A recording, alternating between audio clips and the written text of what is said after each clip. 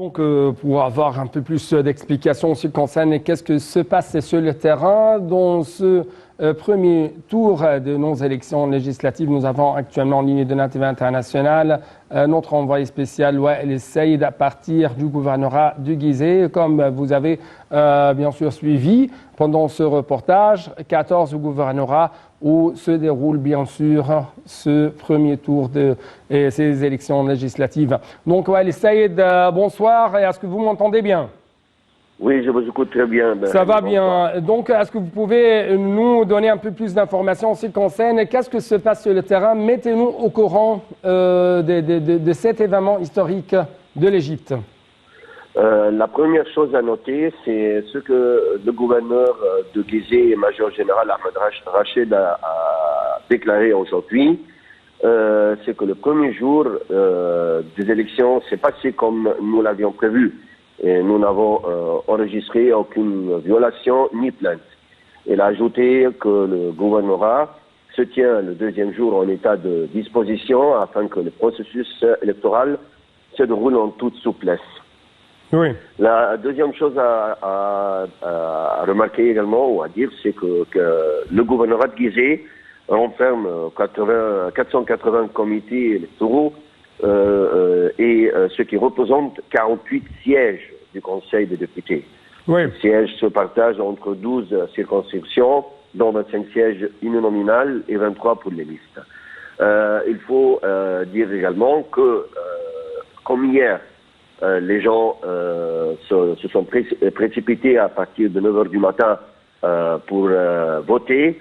Et ce qui est remarquable, c'est la représentation des jeunes, plus une augmentation de la représentation des femmes et les gens âgés, ainsi que les personnes ayant des besoins particuliers. Je veux dire que, selon la presse, la représentation des femmes, cette fois-ci au Conseil des députés, ça a augmenté, au contraire de dernières élections qui a été déroulées en 2015.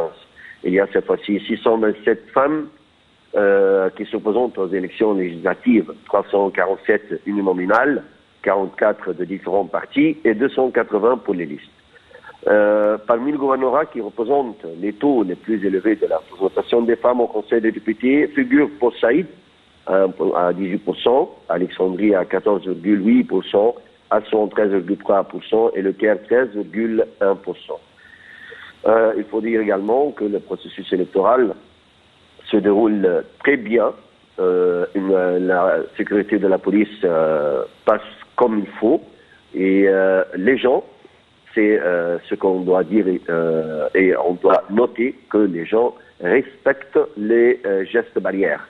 Et également de porter le masque, même si un agent de police, il dit à la personne qui ne porte pas le masque, gentiment, s'il vous plaît, portez le masque.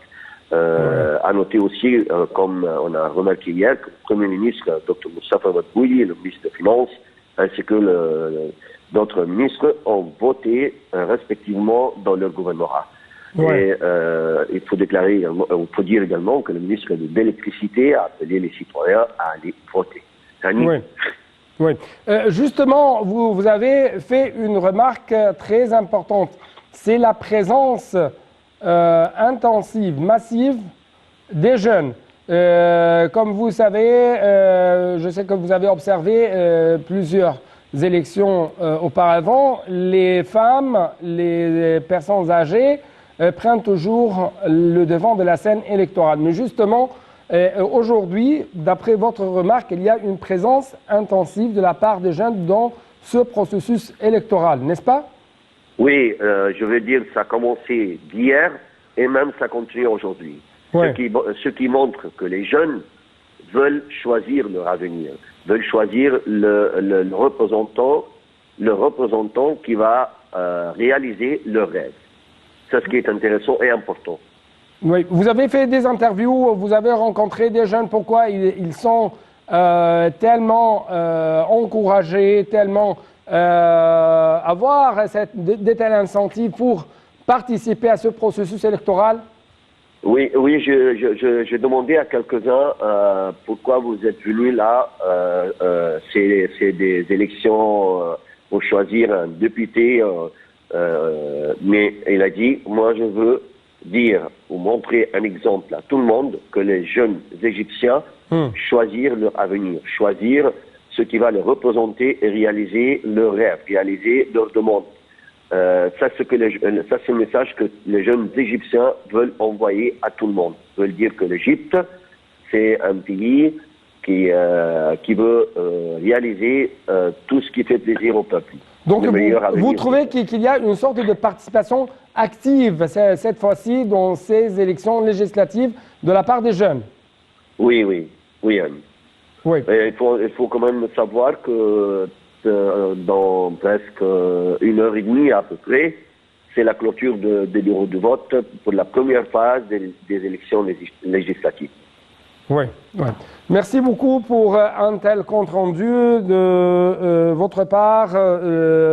Sayed, notre envoyé spécial de l'ANTV International qui se trouve actuellement sur le terrain dont le gouvernorat de Gizeh.